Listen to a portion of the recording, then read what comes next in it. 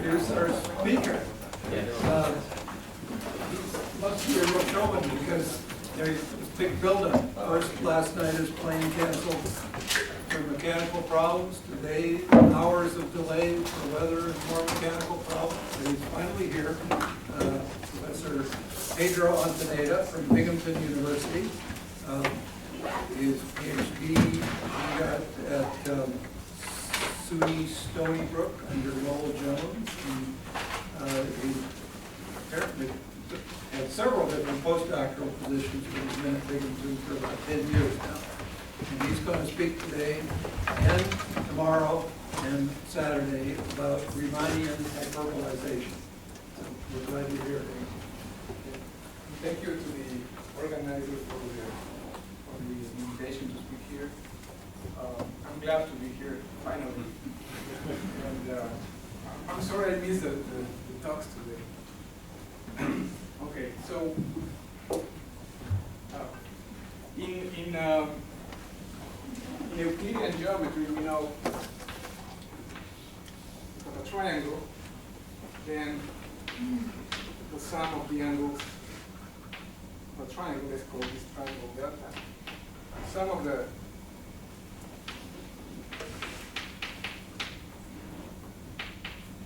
is alpha plus beta. So we know that in Euclidean geometry, this is pi. We all know that. If we change this equality by inequalities, or this, if the sum of the angles of a triangle is bigger than pi or less than pi, but this is, a little detail here for small non-degenerate triangles. And so you don't want it to be big, the fundamental group problem. And also non-degenerate because, of course, if you have a degenerate triangle like that, sum of the angles is 0, 0, and pi. Other than that, if you put this condition or this condition, we get another type of geometry. This is positively curved geometry. This is negatively curved geometry. So they are very nice, and these are very nice and natural and very important geometries. And people have been studying these geometries for decades, I guess. And so a natural question is, find spaces that admit such geometries. Find spaces that admit a positively curved geometry or a negatively curved geometry. Happens that not too many examples are known in either case. So here is positively curved geometry that I just wrote in there. I don't want to show the second line because I made a typo. I should negatively there, so I'm going to pass just quickly. Well, so I was saying that there are not too many examples are known. So we say in positive curvature, besides the symmetric ones, the compact symmetric ones, there are examples known only in dimensions 6, 7, 12, 13, and 24. So for instance, if the dimension is greater than 16 and different from 24, and the space is simply connected, then the space is just either sphere, complex projective space, or quaternion projective space. So not too many examples are known. So very few besides the ones that come from liquid theory. In negative curvature,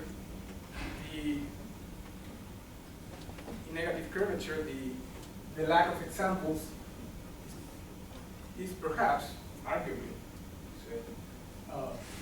more striking because negative curvature is a very rich structure. It's studied in negative curvature is studied in dynamical systems, for example, with the periodicity of the geodesic flow. In analysis, geometric analysis, we study quality functions on negatively curved manifolds, or the topological rigidity of negatively curved manifolds, Paragon Jones. Is studied in algebra with hyperbolic groups, motivated by negative curvature. But, as I said, a few examples are known. Besides the hyperbolic ones, the real complex and quaternionic and Newtonian hyperbolic ones, the first non-locally symmetric ones were found in 1982 by Mostau Xiu, with complex dimension 2 or real dimension 4. The next examples were found by Gromov and Thurston in 1987. These are branch covers of real hyperbolic ones. So it's, essentially you take a real hyperbolic manifold, scale it along a codimension 1 totally elastic space, and you do a bunch of those. And the next example were found by Farrell and Jones, which are homeomorphic but not diffeomorphic to hyperbolic manifolds. And the last examples were found by Pierrot in 2005. These are 3 examples in dimension 6. He used the same method as Mostau Xiu. He pushed the method as far as it could be, and he got 3 examples in dimension 6. So these are of the type of Mostau Xiu, and he proved that he claims that the method cannot be pushed farther than that. That's the best you can do with Mostau Xiu method. So apart from the Keller ones in dimensions 4 and 6, every closed negatively curved manifold is homeomorphic to every known closed negatively curved manifold is homeomorphic to a hyperbolic one or to Gromov-Thurston one, which is a branch cover hyperbolic one. So not too many examples. Everything known is either homeomorphic to a hyperbolic one or a branch cover of a hyperbolic one, which is kind of a simple geometric process of cutting and doing. Right. So, I'm talking here about Riemannian negatively curved manifolds. If we allow singularities, then we have a huge class of examples, a huge universe of examples of negative curvature. It's big and very rich, and that is due to the strict hyperbolization process of Charney and Davis. That process is built or is based on Gromov's original hyperbolization process in '87. Gromov did that for non-positive curvature. He obtained spaces that were non-positively curved with singularities. So nothing here is Riemannian. Everything here is with singularities. So originally Gromov introduced this process, obtaining positive, non-positively curved. Davis and Janusz studied that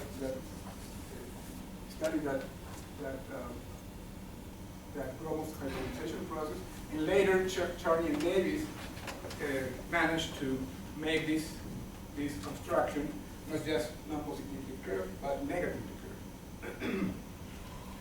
curved. But as I said, all these spaces they have huge singularity sets, and explain a little bit how the process, the hyperbolization process is. I mean, in the same way as a simplicial complex is made of simplices, cubical complexes are made of cubes. A hyperbolization space, or something obtained by hyperbolization process, is made of pieces, some basic pieces, called Charney pieces. And in fact, you begin with a cube complex.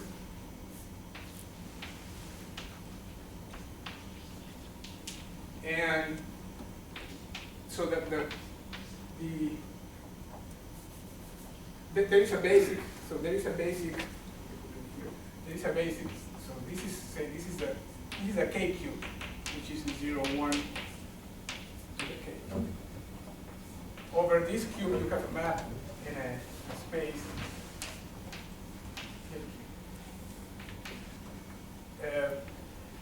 I'll explain this in more detail. You have more time to do that, but let me just give you an example in dimension 2, which is not quite exact. So this is a 2 cube, and above that, just imagine you have something like this.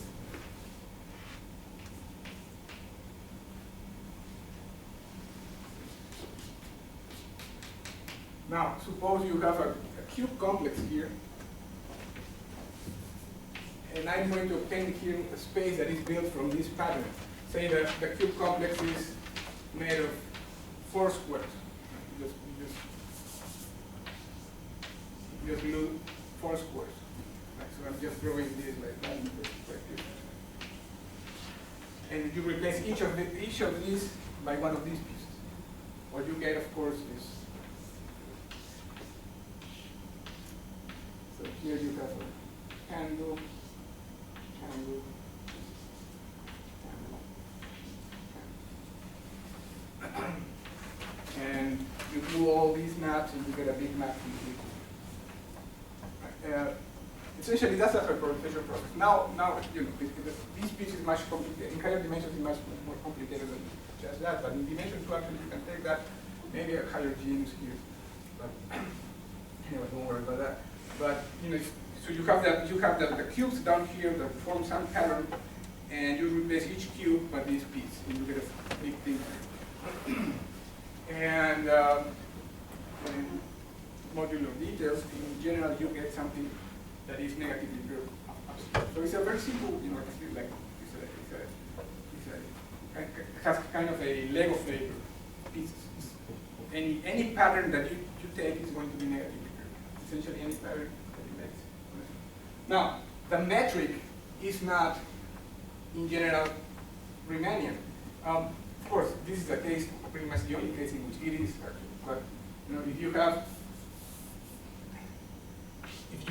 if you glue 4 squares like that, and you just glue this, everything, what you get is a flat piece. Right? You take a piece of paper, just cut it in four squares, glue them back, what you get is back the flat piece of paper. Of course, if you glue more than 4, I cannot draw this in here, at least in the flat way. If you glue one more in, then I did this paper model. So that's flat. What I draw in there. The length of this circle is 2 pi r. Right? If this distance is r, it is 2 pi r. But if I glue a little extra space, right, so I have now, instead of having 4, I have 6 pieces. And you have similarity here. What do I mean by similarity? There is this as a metric space, it's a geodesic space. It's a geodesic space, so it's a metric space, the metric is the distance between 2 points and the shortest length of the path joining those two. This is not isometric to an open set. This is not isometric to an open set of any Riemannian 2 magnitude. One way you can see that is that, you know, if in the flat case, if this distance is r, the radius is r, the length of the circle is 2 pi r. And in Riemannian geometry, it's not true that it's always 2 pi r, but at least 2 pi r divided by r tends to pi. But if you take this point in here, the length of the circle is this pi over 2 pi over, you have 6 of those, it's 3 pi. The length of the circle is just, the length is 3 pi. 3 pi divided by pi is 3 pi, it's not 2 pi. It cannot be Riemann. Anyway, so you see there is a similarity. Now, in higher dimensions, when you glue these things, the singularities are not going to be just points, they are going to be very complicated. Anything that has, anytime you glue something along the codimension, 2 things, you know, almost always you will get a singularity. So going back to this, if you allow singularities, you have a huge space, a huge number of examples that admit spaces that admit negative curvature. It's very rich, has lots of properties. This process has lots of properties, preserves, rational covariant classes, homology, and certain. I will show you that in more detail later. and because of that, it's a very rich class space. Right. So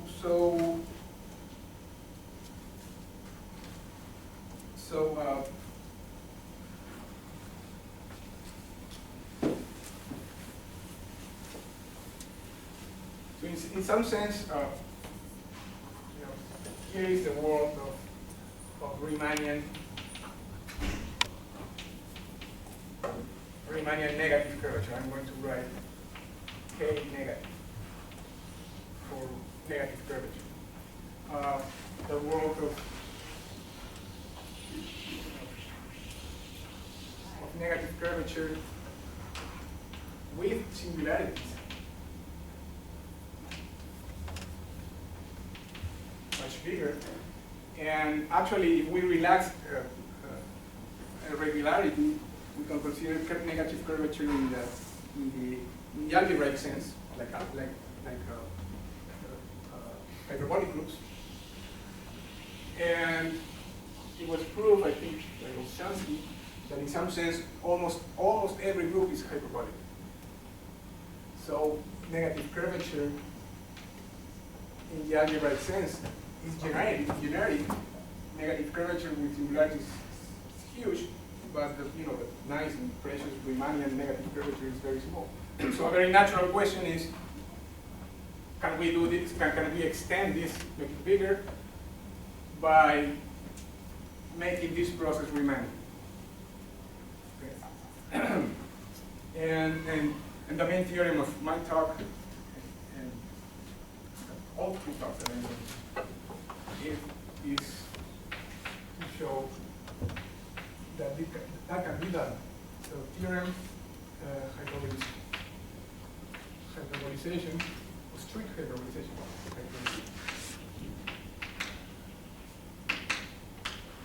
Can be done in the Riemannian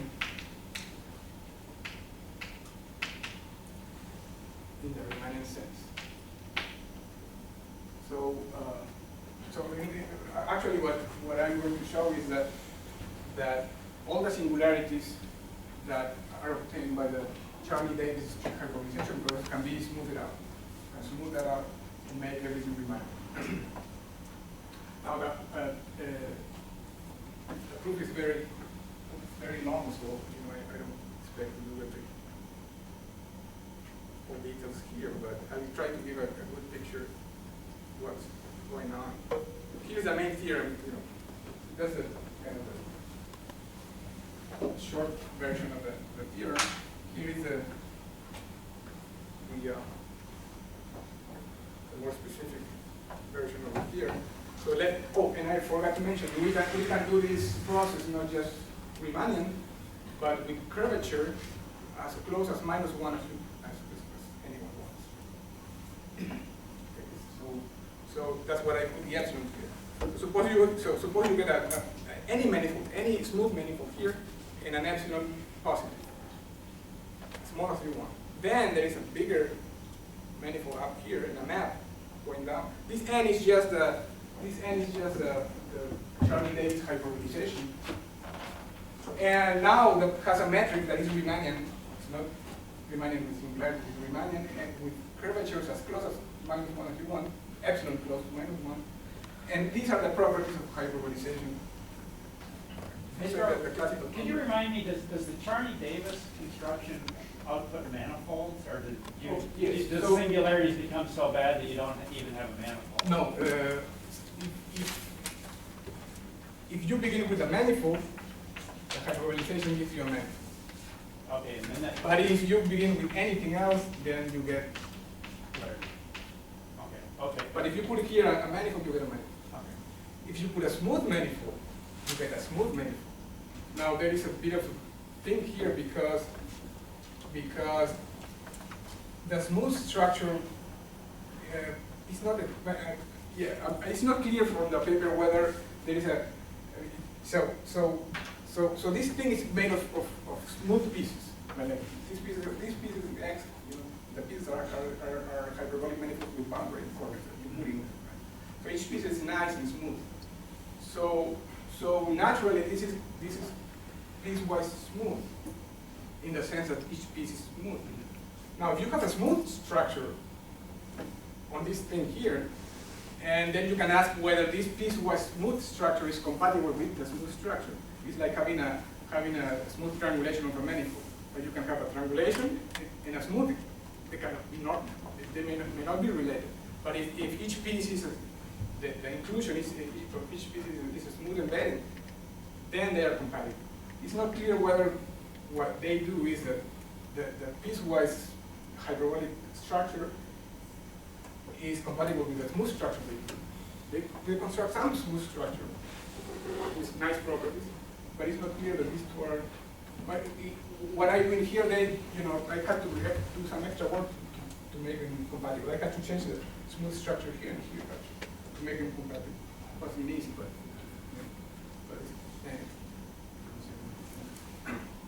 yeah. So and these are classical properties of hyperbolization. They go back to Gromov.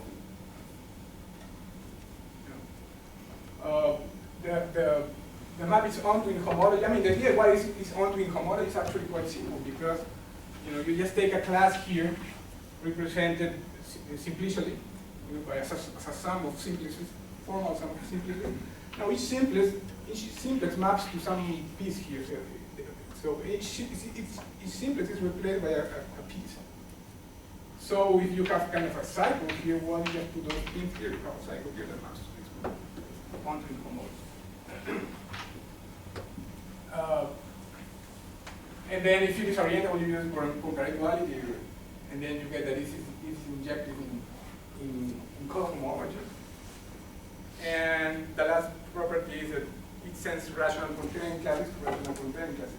The original hyperbolization process of Gromov and also in David and Jaroszkiewicz has the fourth property is stronger. It maps tangent bundles, stable tangent bundles to stable tangent bundles. That might be true here, but we need extra work on the pieces, and at this point we don't know what the stage of that. But at least maps the conjoint class, rational conjoint to rational conjoint class. Anyway, so I have a few corollaries. I'm going to go. Oh, and then I have to treat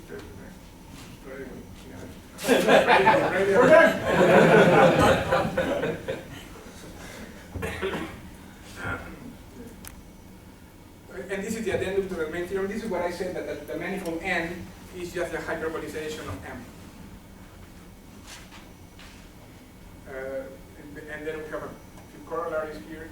The first one is that every smooth manifold is smoothly coordinate to a close Riemannian manifold with sectional curvature close to -1, as close as you want.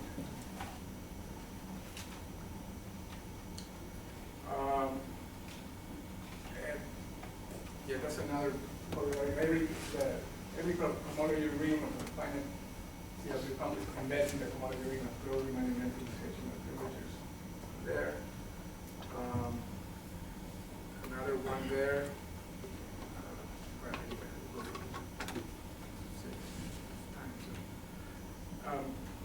Every example known of a quarter-pinch negatively curved manifold has 0 contrarian classes.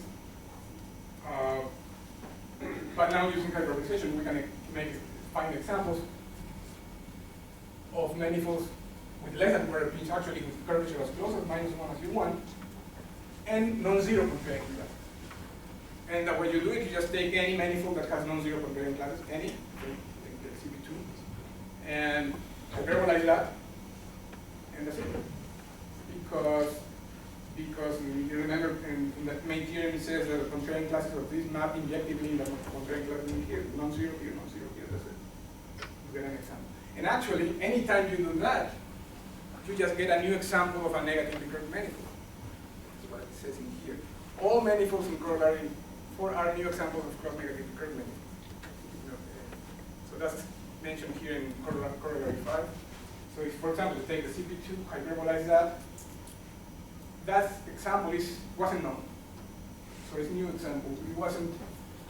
It's not homomorphic to a hyperbolic manifold, real complex, quaternionic or Hamiltonian. It's not homomorphic to one of the normal examples. It's not homomorphic to the most OC or the example. It's a new example. And that follows for all these rigidity results I put in.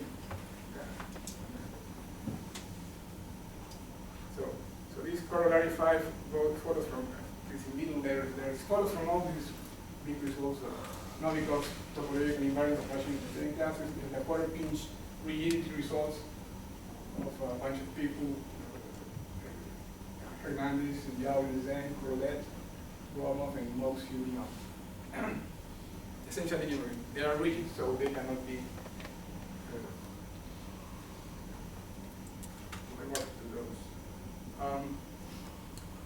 Here's a few more corollaries.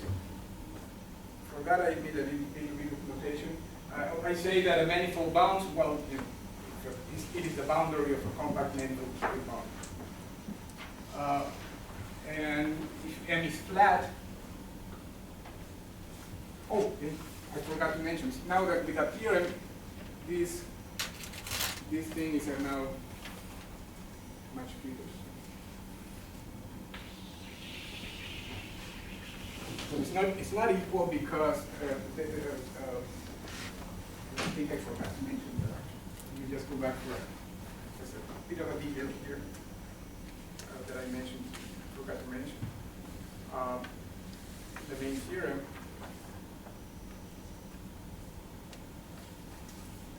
Yes. The hyperbolization is done with sufficiently large hyperbolization. So the piece that I choose so you have a cube complex here. You are going to replace every cube by a piece. Now I want this piece to be big in the sense that there is a technical thing. That all the sides have large normal ranges. Anyway, it's big. And how big you want that? The smaller the epsilon, the closer to -1, the bigger this piece has to be. You can always do that. That's not a problem. For any R, you can find a piece, a hyperbolization piece as big as you want. So that's not a problem. But the point is that you don't get all of them. Even though I think that you might mention that. But you get a huge class there.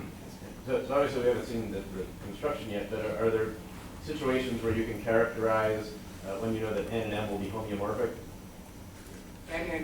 No, they cannot be homeomorphic. Oh, they can't be. No, they change completely the fundamental group. This is a hyperbolic manifold with boundary and in corners, and it's not simple to connect.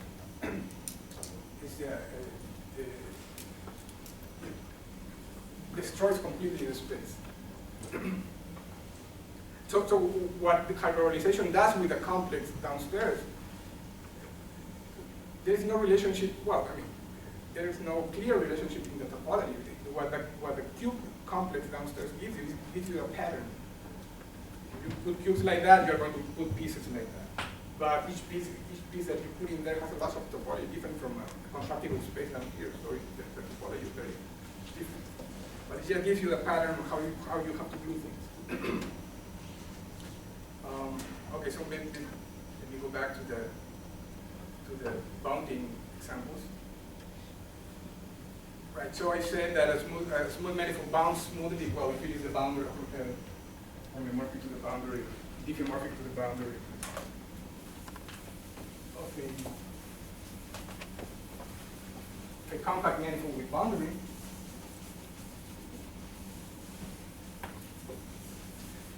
Because a manifold here, it bounds well. Now, in the second part, I say that suppose this one is flat now. If this one is flat, I say that it bounds geometrically in flat manifold if the following happens. So remember that whenever you have a hyperbolic manifold with finite volume, then the hyperbolic manifold has finitely many cusps.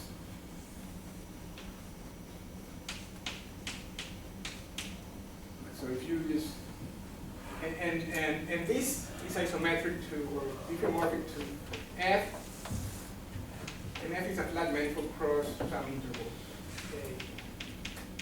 And actually, this is isometric to the word product of this with that with the exponential. And that gets smaller. So the cross section is a flat manifold. Here, the cross section is a flat manifold. So if you just chop off that, then you get that the boundary, the manifold of this is this manifold, you know, the union of these manifold. So we say F bounds geometrically a hyperbolic manifold. Of course, if it bounds geometrically, it bounds smooth. But this condition is stronger because now you want the manifold to be actually hyperbolic and this thing to be the cusp. Now you can do the same thing with almost flat manifolds. Remember, Gromov made generalize this picture to the case in itself. So what I mentioned before was the hyperbolic case. Curvatures, sectional curvatures are all equal to -1. Now just assume that it's negative curvature, but it's pinched between two numbers. Say minus. It's pinched negatively curved between two numbers. Again, finite volume. Then the cross section is not necessarily flat, but it's almost flat. So this is almost flat. And then I say the same thing. An almost flat manifold bounds geometrically and negatively curved manifold is that happens. Okay, so those are a few issues there. So it was proved many years ago that all flat manifolds bound smooth. All flat manifolds bound smooth. And then it is natural to ask whether if they bound smoothly, whether they bound geometrically, a hyperbolic manifold. And that was actually asked by Tom Farrell and Smilka. And they made three conjectures. That's the one that I mentioned is conjecture 2. Does every closed flat manifold bound geometrically a hyperbolic manifold? They claim that it's not a question. It's a conjecture. And conjecture 1 and 3 are the analogous or the similar conjectures for the almost flat case. So remember I mentioned that every flat manifold bounds, and then it's natural to ask what about almost flat manifold? Every flat manifold bounds smoothly. And that was conjecture, that's conjecture 1. That was also conjecture by Yao. And if it bounds smoothly, does it bound a negatively curved manifold? That's conjecture 3.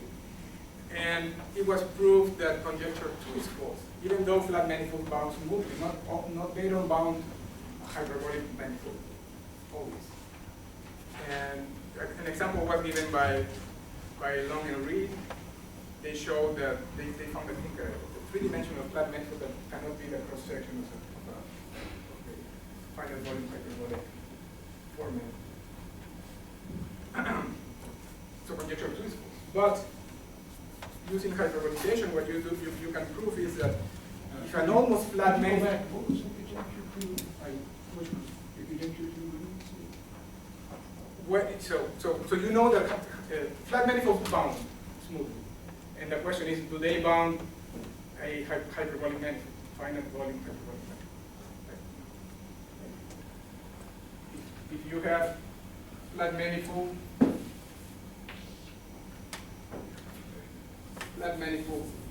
here, and you want that to be the cross section of a hyperbolic manifold with one cusp. This is hyperbolic. Of course, if that happens, it bounds. Right?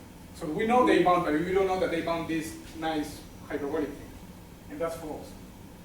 Because you had mentioned the word cross section, and I tried to remember what the conjecture said. Yeah. It did sound the same. Yes. Yeah. So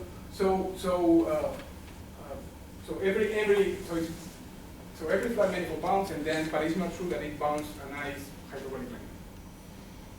And what about conjecture?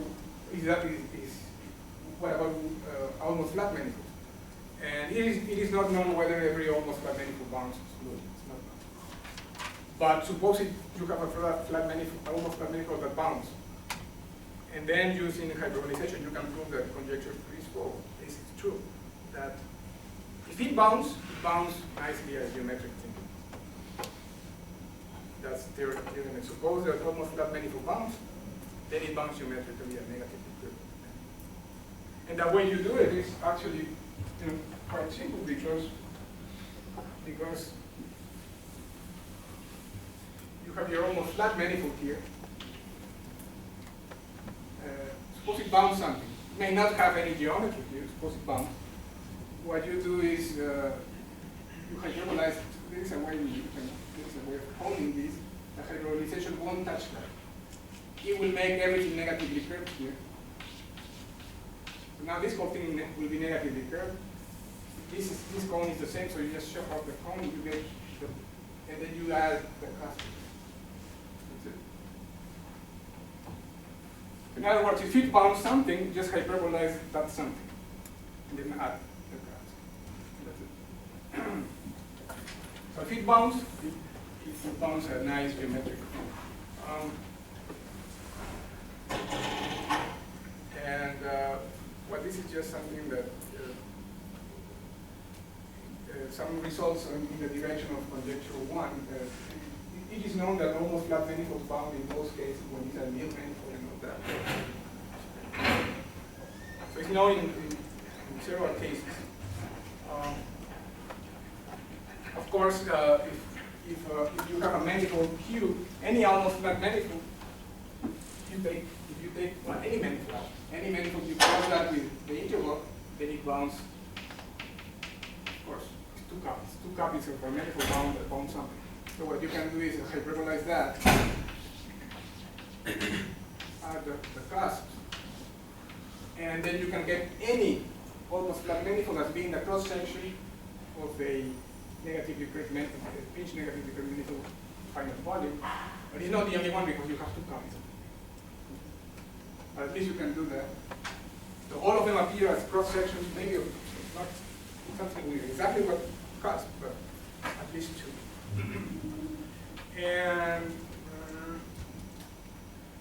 And then remember I mentioned that at the beginning that every flat manifold bounds, but it was proved by Long and Reed that they may not bound a hyperbolic manifold.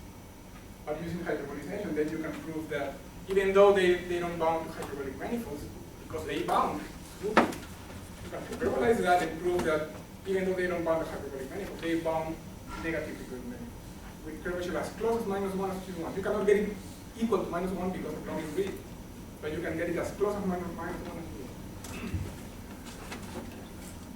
Okay, so those are the. So can I ask, what's the, in terms of curvature, if the curvature is constant, would that be hyperbolic? Hyperbolic is constant -1.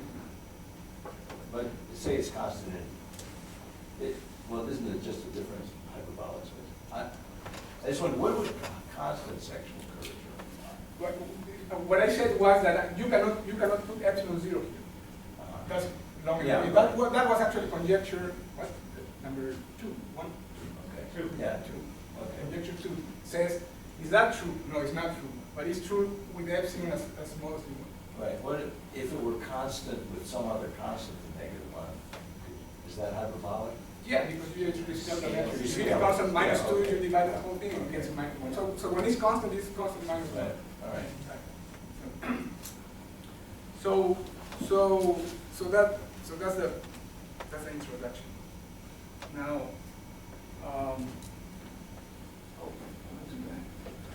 so now I'll try to give a picture of how this thing is done. The proof is very long and very technical.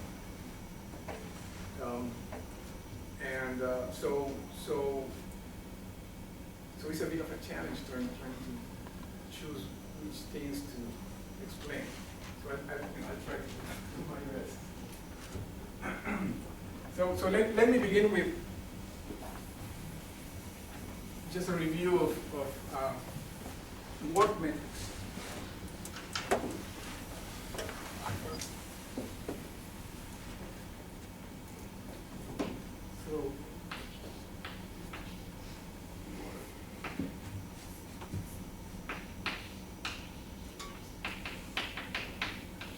So suppose you have M is a Riemannian manifold, and let's take an interval. Let's take an interval here in a map. This is an interval in a map to the positive real numbers. So the Riemannian, this is the metric. This is a manifold. This is a Riemannian metric, and F is a map from any interval to the real line, and then we form this in here. This is called a work product. What this is the manifold of the space. So this is the manifold and the metric. The manifold is just the product of M with the interval, but the metric is the work metric. It is F squared G plus BG. That's a work metric. So what this is doing is, if you have M here, this is M. The space is you just multiply by the interval. It would be an infinite interval, so you use like that. And what this notation means, that's a notation people use. I never like this. What this is doing is, for each t, you take that. This is n. This is n cross t, the t section. What you're doing is taking this metric here and multiply it by this number ft. So if f. So not f of t squared, just f. Well, it's squared because the metric is the metric. It's in a bilinear form. So when you have yeah, so when you have the length is what the metric gives you is really an inner product. The metric is an inner product in every point. So if you put u here, this is the length square. So the metric is really this. So the length of the vector will be the square root of that. That's why that's what I don't like this. And then this t squared anyway. But well, so if you have a function, so this is the interval, and say your function is like that. So what you're going to do with this manifold is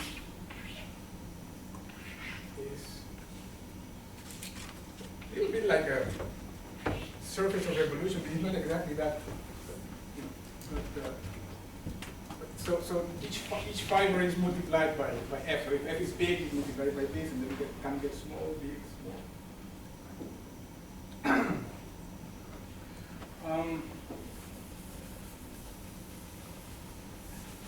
So a few examples, classical examples. Oh, before that, let me give you Bishop O'Neill.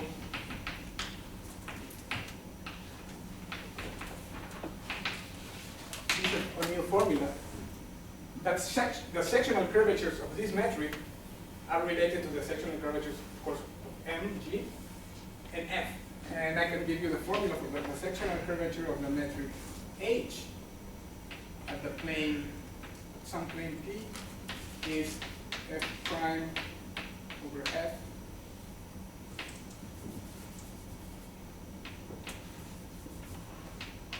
prime of A squared plus, well, I think lambda squared plus see, the curvature of G prime minus F prime squared over F squared.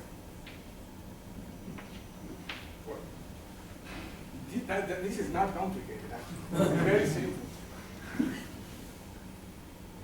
And this is B squared. And the relevant thing here is that, P is generated by, this is not really important, plus V and U. These V and U are tangent to n, and lambda is lambda dt. Lambda is the direction here. Okay, that's not important. The point here is that this has length 1. So and p prime is a projection of p on n. I mean, what is relevant here is that this square, this is the length of this vector. So what is relevant here is that this plus this equal to this. So this is a unit vector. That's what is relevant here. This is generated by u and v. But you know, what is relevant in this formula is the function f, of course, these sectional curvatures of m, and this plus this is equal to 1. So is there some way of saying this is like a surface revolution where if you embed? Well, the thing is, it's not exactly the surface of revolution, because you see, when you go distance t here, you multiply ft. If you go distance t, it's not exactly the distance down here. So you have to reparameterize the t direction. So it's not exactly the surface, but it's kind of that actually. It's just that you have to reparameterize a little bit the t direction. Anyway, so here are the classical examples. You take Sn cross the function t, 0 plus infinity. So here the working function is this one. So the metric is t squared sigma Sn plus dt squared plus dh. Now this sigma is just a notation I'll be using all the time. Sigma is just a classical metric of whatever I put down here. So for example, this is a classical flat metric in Rn. This is a classical nice round metric in the sphere. This is a classical hyperbolic metric in the hyperbolic space. Sigma means classical. So this, I'm taking the round metric and working with the function t. And so the working function is t. So let's compute the curvature of that. The derivative of t is 1, second derivative is 0. Second derivative is 0. This is a sectional curvature of the fiber of M. G is here, right? G is the metric of M. So the sectional curvatures of the round sphere are 1, all of them, constant 1. So you get 1 minus the derivative of t is 1, so it's 1 minus 1, 0. Everything is 0. In fact, this is just Rn plus 1. Of course, you are deleting 0. Remember, you were saying that this R plus, that includes 0? Or, No. R plus is positive numbers. This is including 0. So this is 0 plus infinity. I don't understand how t equals t, we have 0 is 0. Yeah, but I deleted 0. The interval is not there. That's why I deleted 0. Actually, happens that, and this is actually relevant to what I'm doing here. This metric is actually nice. You can extend this metric like this. As you said, I mean, if I put 0, there would be, like, you know. Oh, this interval could be any interval. It could be any interval as long as the function is positive. Okay. Because when you have the thing, you want to have a nice. If you put 0, you get a singularity there. And actually, that's the actual point I'm trying to make, that you do have a singularity here at 0 because the whole thing gets collapsed to 0. But that is not really a bad singularity because you can extend the metric over there. You can actually extend this in R n plus 1. So this metric, this space extends, even though it has a supposed singularity at 0, everything, because when t goes to 0, this thing goes to 0, so these things get smaller and smaller. And then you get something weird. But topologically, it's just a disk because you are just multiplying Sn by an interval. And then you can collapse that. But the metric would have a singularity, but in this case it doesn't, because it can be extended really nice. So what you are obtaining is like R, if you put S1 here, you just take the circles here. They get smaller and smaller, And in fact, if you go distance t here, this is the radius t, and you measure the circumference here is 2 pi t. Well, the length of the canonical round metric in S1, you know, the length of the circle is 2 pi. You multiply by the h, there is a scaling this by t. So the length is 2 pi t. So it's not surprising that this is, you know, this is just Rn. Anyway, so that's one example. Then we do another example. Take Sn, cross it with sine hyperbolic.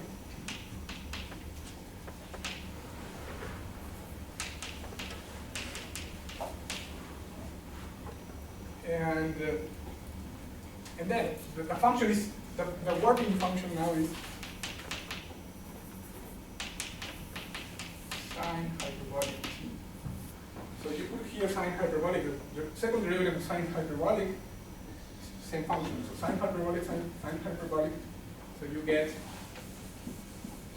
in this case, you get minus, this is 1, minus lambda squared, plus sectional curvatures of the round sphere are 1. So you get 1 minus derivative of sine, cosine hyperbolic square over sine hyperbolic square, d square.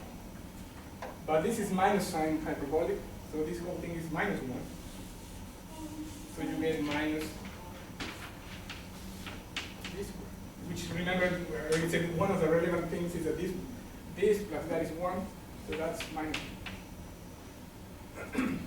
So this is actually the hyperbolic space, constant curvature minus 1, minus the origin again. So by construction, you may have a singularity at 0, things get smaller and smaller, and the metric will just be weird there, but actually it's very nice because it's just hyperbolic space minus 0, and you can extend that, and embed that in hyperbolic space. So there is no real singularity. Apparently, it's nice, like in the case of Rn minus 0. So that's a nice singularity that can be, it's not really a singularity, that can be embedded in some hyperbolic space. Another example.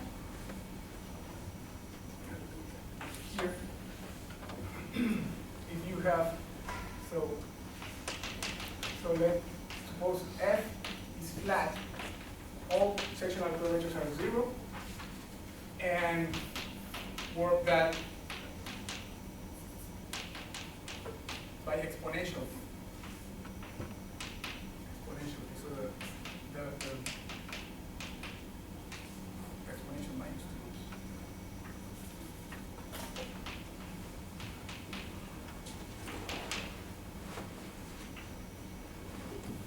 2.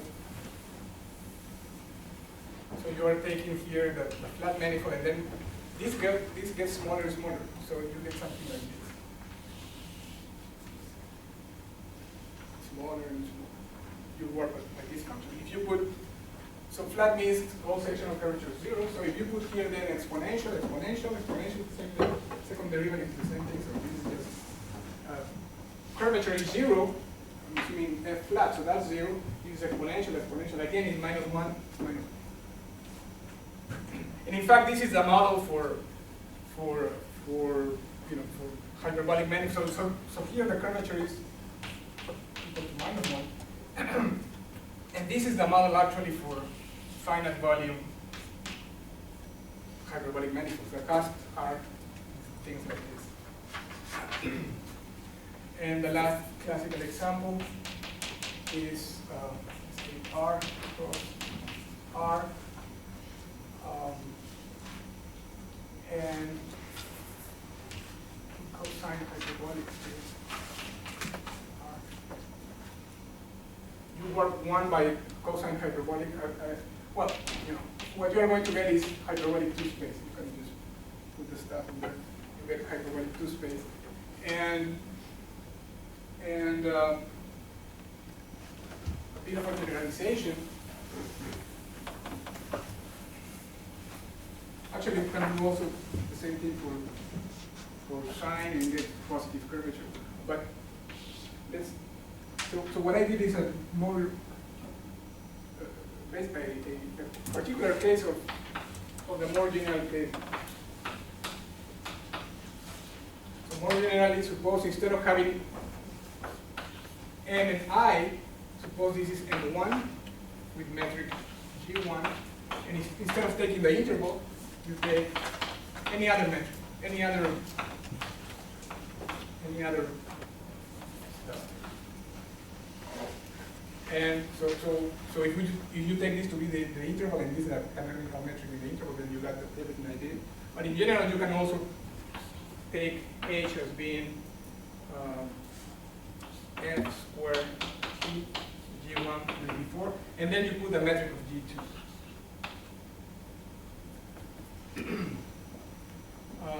And then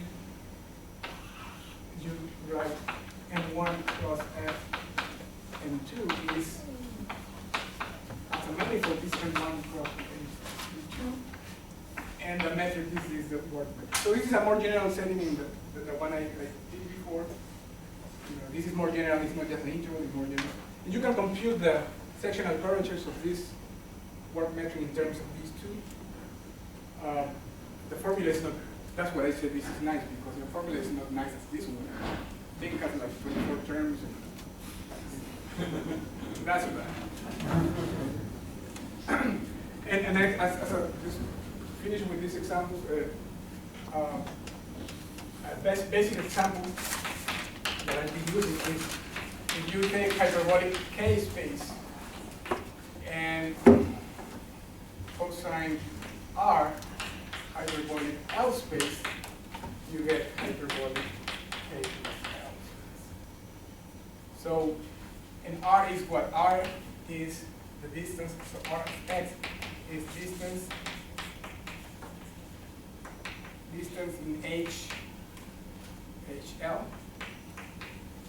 from x to some fixed, just fix any point. So you have here, here's hyperbolic L space, just choose a point, just any point, call it origin or center or whatever. And then you have a function, the distance to this. So you have spheres, and the distance is constant, you have spheres there. You have a function there, and you have to take this function R, apply cosine hyperbolic to that, and work this, and then you get hyperbolic space. So one way you can think of that is like in the case of K and L equal 1. So this is H1, which is just R1. And then, so this U, V. So these distances here, the distances in the first variable are getting scaled. So I'm having this and I'm scaling this. So as I go further and further from this point, I'm going to get these lines, these real lines, and multiply them by cosine hyperbolic. The whole thing gets scaled by cosine hyperbolic b. Is the height. So as you get higher and higher, these things get bigger. So for example, if you measure this distance, in here, you get a value. If you measure this distance in here, you get something bigger. So say in here you get this measures 1. In here it measures cosine hyperbolic b. So as you get bigger, you get higher and higher, these distances get bigger and bigger exponentially actually. So in some sense, these two lines, they don't look like that, like in Euclidean space, which is distance are the same. They look like that, they diverge. These things kind of open like that. All these open like that. And down here also.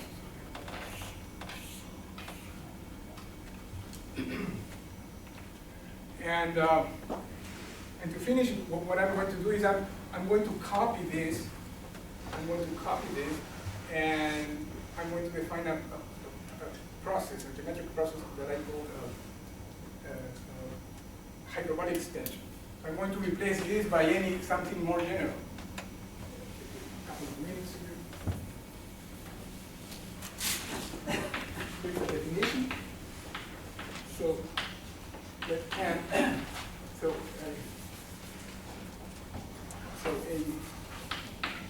a center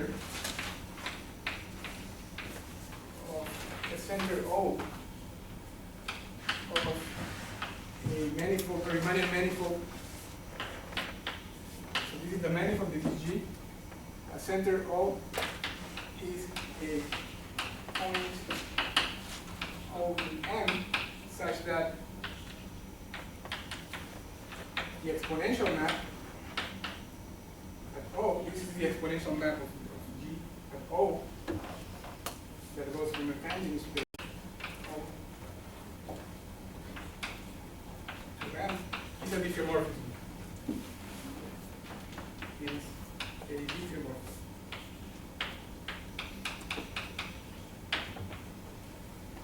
So in particular, M is just Rn. It's diffeomorphic to Rn. So in other words, M is Rn and G is a metric. If you take the metric here, and assume M is complete, G is complete. If you pull back the metric in G, this is Rn, the vector space is Rn. You pull back the metric, and the metric in here looks like just a metric on Rn, in where the linear arrays are iridescence, pretty much. So instead of all these complicated things, you can think of Rn with a metric in which these things are iridescence. I don't know what happens in here and here, but these are things are here. Example, M is a Hadamard manifold with the sectional curve for a level called 0, then this is always true. So every point is a center in Hadamard manifold. And then I do exactly the same thing I did in here. And then I say that let 0 be a center of M. So define the hyperbolic extension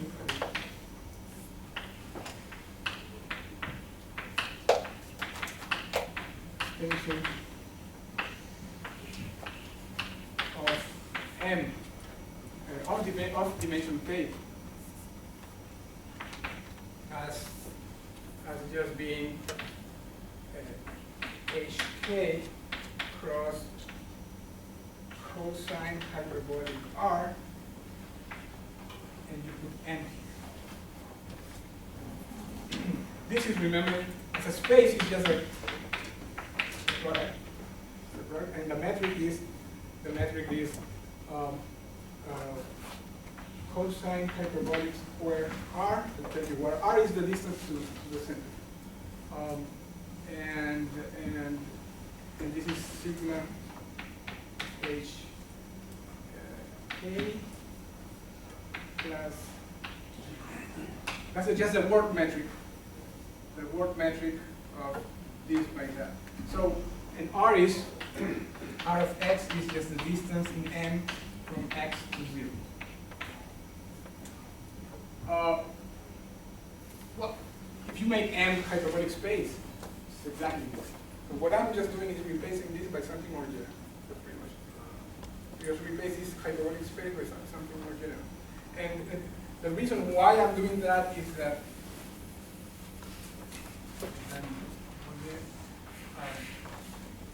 if you put here hyperbolic 2 space and cross it with hyperbolic 1 space, which is the real one, then you get, right, and you warp it with cosine hyperbolic R distance to this point.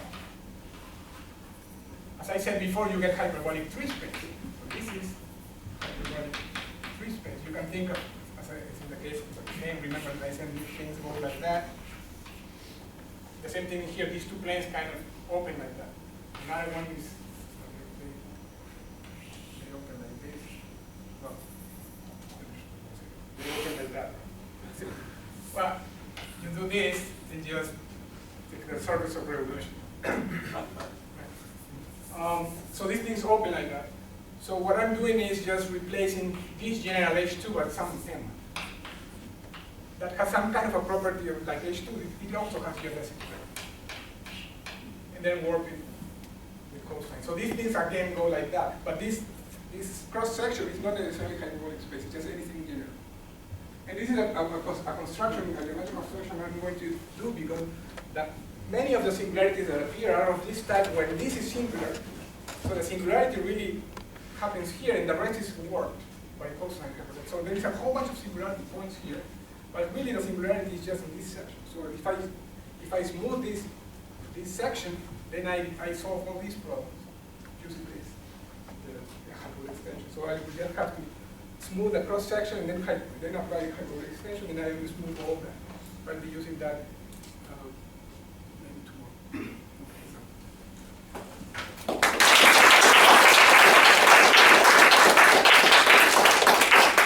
Other questions? If you do H1 cross H1, so you get this model of the hyperbolic, what are the geodesics? I mean, you have lots of models that you can use for hyperbolic space. This model is used, the H1 cross cosine hyperbolic R H1. We use this when you want to consider this as a step. So this is H2, and H1 lives inside here. H1 lives inside here as H1 cross any point cross 0. So this is H1 inside big H2. So this is a totally geodesic subspace of H2. And we use this, so every model has this application where you can fit things, and actually one of the richest things about hyperbolic geometry is that, all these models, you can go from one to the other. Things may look some harder to see in one, but in other it looks very nice.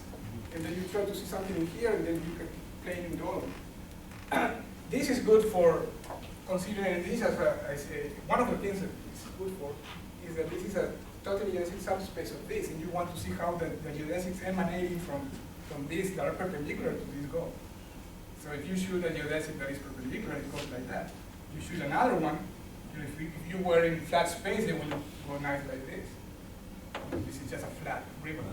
But in here, these distances, you take the distance, compute the length of this segment, it goes cosine hyperbolic. And then when you compute, but if you want to see the geodesic that goes from here to here, it's something that goes like that. It's not that easy to see. But then you go to the Poincaré model where you can do this stuff. In the Poincaré model, all the geodesics are pieces of circles, right? So in this case, this H1 is this one, and the geodesics are circles.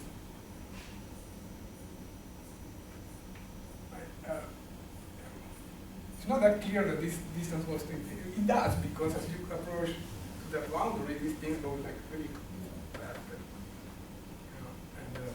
And then the geodesic between 2 points will be kind of.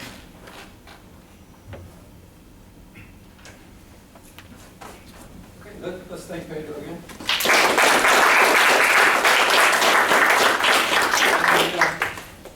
So his second talk will be tomorrow morning at 9 o'clock in the same room. Here's the schedule for today. The rest of the afternoon is free.